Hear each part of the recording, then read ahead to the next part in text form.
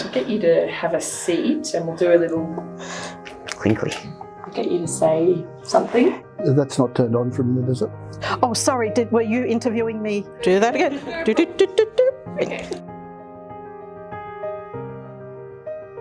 I think it should be, do you identify as, not just are you Aboriginal? And that way you've got an idea of what it's coming from. It's not a blanket, straight out question. Are you Aboriginal? Because I'm second generation Australian of Lebanese background, I tend to speak English at home, but I do speak Arabic, and it's an important language for me to know. Preferably with comfort and kindness, especially for someone like me who's non-binary, so I don't identify with either binary gender, although, I mean, I don't want to speak on behalf of everyone. Not to assume that anybody from the Islamic faith actually speaks Arabic. This is really important. So somebody from the Islamic faith may actually speak another language other than Arabic, but certainly people of Arabic background are not necessarily from the Islamic faith. Just asking and being open to the response is really the biggest thing.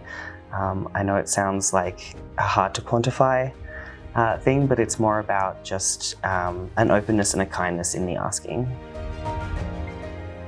When I first meet someone, I'll always go, hello, I'll introduce myself first off. I generally like to keep it very simple. I keep it straightforward. We just like to say, do you identify as being Aboriginal or Torres Strait Islander? Is there a preferred gender that you would like listed?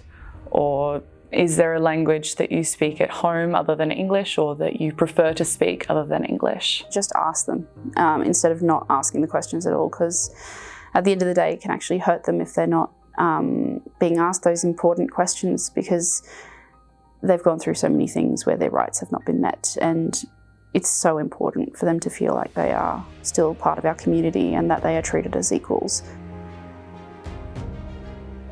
I think it's important because it relates to the health situation for our mobs, to make sure that we're getting the right sort of treatments and where we can improve treatments. To keep that in mind, the cultural diversity and sensitivities that come within the Islamic faith, that you need to actually speak to the person to find out a little bit more about how they view the world in order to understand their perception and how they'd like to interact with the medical profession. For me, it's especially important because I'm constantly assumed to be one thing or another. When people are vulnerable, it's important to show them that they're being seen and taken care of.